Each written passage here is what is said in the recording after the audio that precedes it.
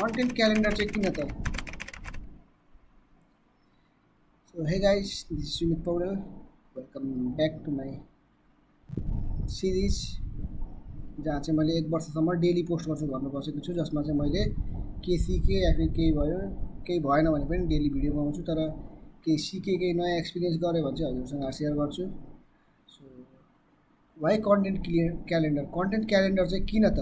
So content calendar भनेको चाहिँ एउटा कन्टेन्ट क्रिएटरलाई एउटा क्यालेन्डर टाइपमा फर्मेट हो, जसमा चाहिँ त्यो कन्टेन्ट क्रिएटरको टाइप अनुसार हो। किन कसैले प्रमोसनल भिडियोहरू बढी बनाउँछ, कसैले यस्तै एस्थेटिक भिडियोहरू बढी बनाउँछ, एजुकेसनल भिडियोहरू बढी बनाउँछ भने चाहिँ उनीहरूलाई एउटा क्यालेन्डर हो, जसमा चाहिँ महिनाको हरेक दिन बार टाइम पनि छुट्टाएको हुन्छ, जसले चाहिँ के हेल्प गर्छ भने चाहिँ कुन दिनमा कुन बारमा कति बजे के भिडियो हाल्ने, जसले गर्दा चाहिँ उनीहरूको कन्सिस्टेन्सी एउटा डिसिप्लिन बस्छ अनि अडियन्स रिच पनि अझै बढ्दै जान्छ।